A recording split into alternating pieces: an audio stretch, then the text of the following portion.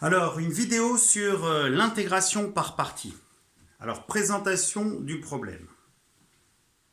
Alors, on rappelle que si f est une fonction continue, je dis bien continue, sur un intervalle i, alors f admet une infinité de primitives, et quelles que soient les primitives grand F, peu importe la primitive, de toute manière, pour rappel, si vous avez une primitive, vous les avez toutes à une constante près, quelle que soit la primitive grand F, on a l'intégrale de a à b de f de x dx, où a et b sont bien sûr deux réels de l'intervalle i, sur lequel la fonction f est continue, peu importe que a soit plus petit ou plus grand que b, on sait que ça, c'est égal à grand F de B moins grand F de A, que l'on note aussi entre crochets grand F de X de A à B. Le problème, c'est que pour avoir l'intégrale de AB de f de x, dans ce cas, il nous faut connaître une primitive. C'est bien beau. Qui, dans le groupe, est capable de me donner une primitive de la fonction f définie par f de x égale x exponentielle moins x, qui est capable de me donner une primitive de la fonction f définie par f de x égale ln de x sur l'intervalle 0 plus l'infini, la précédente sur R, qui est capable de me donner une primitive de la fonction définie par x au carré cosinus de x sur R, etc. Eh bien, personne, sauf si on maîtrise l'intégration par partie. Alors, le principe de l'intégration par partie va reposer sur l'une des règles à maîtriser parfaitement quant à la dérivée d'un produit de fonction. Alors, quelle est cette règle? En vérité, quelle est cette propriété concernant la dérivée d'un produit de fonction? Vous la connaissez tous. C'est que si u et v sont deux fonctions, toutes deux dérivables sur un intervalle i, alors la dérivée de u fois v sur i, c'est égal à u' fois v plus v' fois u, que l'on noterait alors pour tout x appartenant à i, u fois v de x le tout prime égale u' de x, v de x, plus v' de x, u de x. Donc ça, c'est un résultat qu'il faut retenir, que l'on va utiliser pour l'intégration par partie. Autre résultat, et de toute manière, je ne vous apprends rien, c'est que si vous avez une fonction g', alors l'intégrale de a à b de g' de x dx est égale précisément à une primitive de g', en l'occurrence ici g. Il faut pour cela que g' soit, elle, une fonction continue. D'accord? Parce que si elle est continue, alors g' admet des primitives, en l'occurrence ici une primitive de g', vous la connaissez tous, c'est g. Donc ici, ça va faire petit g de b moins g de a. Voilà les deux résultats qui vont nous être utiles quant à l'intégration par partie. Alors, l'intégration par partie s'énonce de la manière suivante, et après on effectuera une démonstration. Vous allez vous rendre compte que la démonstration n'est pas compliquée, elle fait appel aux résultats de base portant sur l'intégration. Alors le résultat c'est le suivant, soit u et v, donc soit u et v, deux fonctions dérivables sur un intervalle i,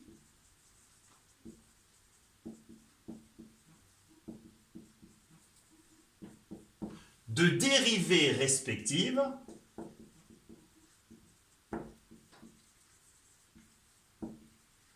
u' et v', toutes deux continues sur i. Alors ça, c'est la condition à imposer pour utiliser l'intégration par partie. Et dans ce cas, alors, pour tout réel a et b de i, on a, et cette formule est appelée intégration par partie, on a précisément l'intégrale de a à b de u' de x. Alors j'ai pris les fonctions u et v, mais comme vous avez pu le constater, je voulais écrire f', par habitude. Vous aurez pu prendre u et v, f et g, tout ce que vous voulez. Donc ici, u' de x fois v de x dx, d'accord, est égal à quoi? Entre crochets, u de x fois v de x de a à b, moins l'intégrale de a à b de v' de x fois u de x d de x. Alors vous allez me dire quel est l'intérêt de connaître cette formule. Alors l'intérêt d'utilisation de cette formule, on va l'utiliser si la fonction f que l'on cherche à intégrer s'écrit sous la forme f de x égale u' de x fois v de x, mais n'a pas de primitive connue. Cependant, vous savez déterminer une primitive de v' de x fois u de x. Donc voilà l'intégration par partie. Dans le cas où on cherche à intégrer une fonction sous la forme u'v, que l'on ne connaît pas de primitive à cette fonction, mais que l'on connaît une primitive de v' fois u. Alors intégration par partie, gardez en tête cette formule, mettez-la dans un coin, notez-la sur une feuille, ce qui donnerait ici u de b fois v de b moins u de a fois v de a, c'est ce qu'on a précisé précédemment. Alors on va effectuer la démonstration de cette formule et après bien sûr la mettre en application sur les exemples énoncés en début de vidéo. Alors, petit rappel. Avec les conditions données en début là, que je viens d'effacer, qu'est-ce qu'on a dit? La fonction u et v sont toutes deux dérivables sur un intervalle i, a et b sont des réels de i, leurs dérivées u' et v' sont toutes deux continues sur i. Alors, petit rappel, nous savons que u de x fois v de x prime est égal, moyennant la formule que l'on a rappelée quant à la dérivée d'un produit de fonction, est égal à u' de x fois v de x plus v' de x fois u de x. De là, on en déduit aisément, il n'y a rien à faire, que u' de x fois v de x est précisément égal à u de x fois v de x le tout prime moins v' de x fois u de x. Alors vous allez me dire, et alors? Et alors, il y a une des propriétés de l'intégrale qui dit que si deux fonctions continues sur un intervalle i sont égales, alors forcément, leurs intégrales entre a et b sont aussi égales. C'est normal, si deux fonctions sont égales, elles ont tout en commun. Donc de là, si je venais à intégrer entre a et b, et je peux le faire parce que les conditions requises ici sont vérifiées au vu de l'énoncé, l'intégrale de a à b de u' de x fois v de x le tout dx est égale à l'intégrale de a à b de tout ça dx. Or, il y a un résultat quant à l'intégration, c'est la linéarité de l'intégrale qui dit que l'intégrale de a à b d'une somme de fonctions est égale à la somme des intégrales. Donc ici, somme ou différence, peu importe. Donc on obtiendrait l'intégrale de a à b de u de x fois v de x le tout prime dx moins l'intégrale de a à b de v' de x u de x dx. Alors vous allez me dire, et alors? Eh bien alors on a fini. Pourquoi a-t-on fini? Parce qu'ici on cherche une primitive de u de x fois v de x prime.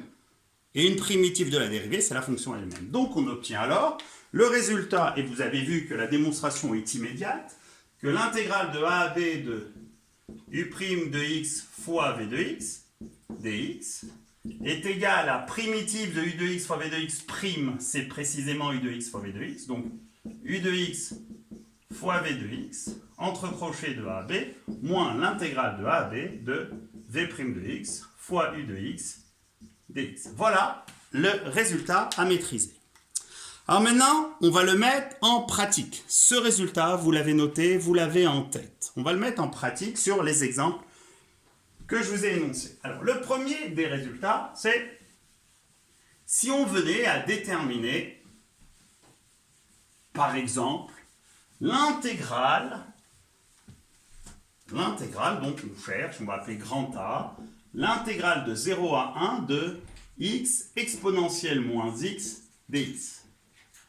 Alors, quel est le souci? On ne sait pas, vous ne connaissez pas de manière usuelle, parce que ça ne fait pas partie des formules à maîtriser quant aux primitives. Elle n'est pas de la forme u' exponentielle de u, donc on n'a pas de primitive. Donc, qu'allons-nous faire?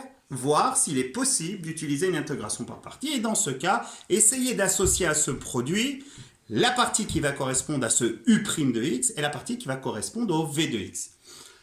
Alors, on a deux choix possibles. Alors, quels sont les choix? Soit u' de x, c'est x, et v de x, c'est exponentielle moins x, ou alors, le contraire. Le problème, c'est que si u' de x est égal à x, et que v de x est égal à exponentielle moins x, u de x serait égal alors à x carré sur 2, et exponentielle moins x qui est égal à v de x, vérifierait v' de x également exponentielle de moins x. Donc au final, on se ramenerait à intégrer une fonction qui serait bien plus compliquée que la première. Donc c'est pas ça qu'on va choisir. On va poser ici, donc soit ici, donc u' de x égale exponentielle moins x, v de x égale à x. Dans ce cas, si u' de x égale exponentielle moins x, je mets la flèche dans le sens A pour dériver. Donc, on en déduit que u de x, on va prendre une primitive la plus simple possible, celle dont la constante est précisément égale à 0. Ça va faire moins exponentielle de moins x. Et si v de x est égal à x, tout simplement, v' de x est égal à 1. On n'oublie pas, bien sûr, d'écrire u et v, ça on l'a écrit au-dessus. U et v, donc u et v sont dérivables sur l'intervalle 0,1 et u' et v' sont continus sur l'intervalle 0,1. Donc, par intégration par partie,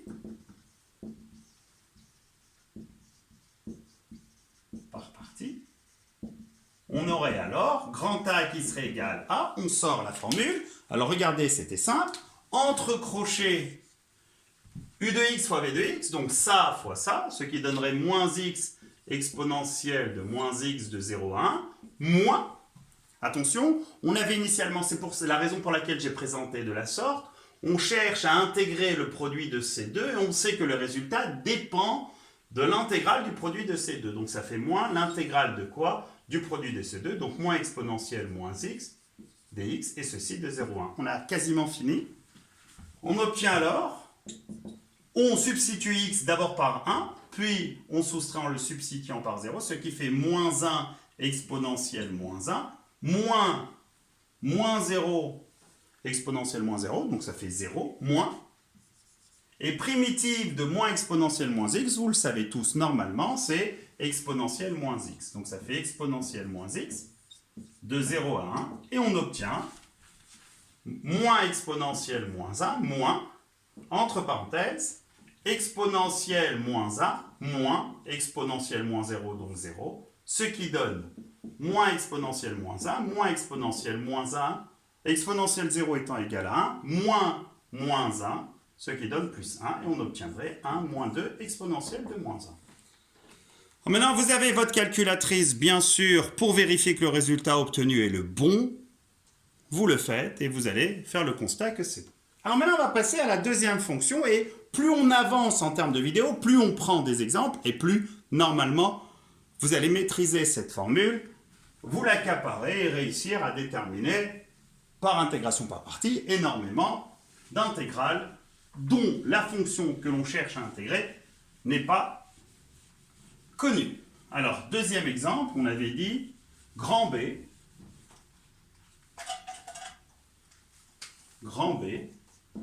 Prenons l'intégrale de 1 à e de ln de x dx.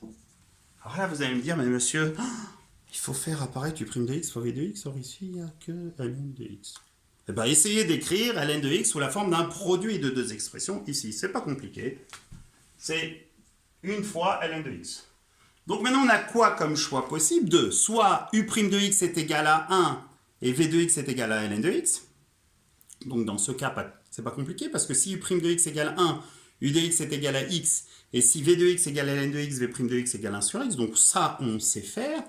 Soit, on prendrait u' de x est égal à ln de x, et là on se dit, c'est absolument pas ça, parce que si u' de x égale ln de x, pour avoir u de x, il faudrait connaître une primitive de ln de x. Or, si on avait une primitive de ln de x, pourquoi appliquer une intégration par partie? Donc ici, c'est évident. On le fait ensemble. Donc, u' de x égale 1, v de x égale ln de x, flèche pour dire a pour dériver, u de x égale x, v' de x égale 1 sur x. Je vous épargne ici l'écriture de u et v sont deux fonctions dérivables sur l'intervalle 1, e étant exponentielle de 1, dont les dérivées u' et v' sont toutes deux continues sur 1, e. Donc on obtient par intégration par partie, mais ça bien sûr, moi je ne l'écris pas parce que sinon ça alourdirait la vidéo qui est déjà assez longue. Donc on obtient par intégration par partie, grand B égale entre crochets u de x fois v de x, donc x ln de x de 1 à e, moins l'intégrale du produit de ces deux, ce qui fait x fois 1 sur x dx, et ceci entre 1 et e. Alors aux dernières nouvelles, donc ici ça donne 1 e ln de e, moins 1 ln de 1, moins x fois 1 sur x donnant 1, donc l'intégrale de 1e de 1 dx, primitive de 1 c'est tout simplement x, une des primitives, donc entre crochets x de 1 à e, et on obtient ln de e, ça fait ln de exponentielle de 1 qui donne, du fait de la réciprocité des fonctions ln exponentielle donne 1, donc il reste e, ln de 1 vaut 0, moins, j'ouvre ma parenthèse, e moins 1, ce qui donne au final e moins e plus 1, et on obtient 1. Prenez votre calculatrice, vérifiez, vous aurez le résultat. Troisième et dernier exemple, et vous allez voir que cet exemple, il va avoir l'utilité de l'intégration par partie ici, c'est de ne pas faire une seule intégration par partie, mais d'en faire deux. Allons-y. Donc, entraînez-vous à les refaire ces exemples, et prenez-en d'autres. Et toujours la petite calculatrice qui va vous permettre de vérifier que le résultat que vous avez obtenu est le bon, du moins la calculatrice, si elle n'est pas en calcul formel, vous donnera une valeur approchée du résultat à trouver. Alors, grand C, on a dit l'intégrale de 0 à pi, allez, prenons de moins pi à pi sur 2 de x au carré cos x dx. Alors, bien sûr, si on n'avait pas eu x au carré cos x, mais on avait eu x cos x carré, là, pas d'intégration par partie parce qu'elle est de la forme u' fois une constante fois cosinus u, et on sait que u' cos u a pour primitive sin u. Donc pas d'intégration par partie. Ce n'est pas le cas ici. Donc qu'allons-nous faire? Toujours la même chose. Si on a un produit de 2, laquelle est u', laquelle est v. L'objectif étant de se ramener à v'(u) qui a un produit plus simple à intégrer. Donc ici, est-ce qu'on prend u' comme étant x au carré ou u' comme étant cos x? Le problème, si on prend u' comme étant x au carré, dans u, on va avoir du x au cube. Donc, ce n'est pas ce qu'il faut faire. Donc, nous allons prendre u' de x comme étant cos x et v de x comme étant x au carré. Ce qui donnerait u de x égale primitive de cos x sin x.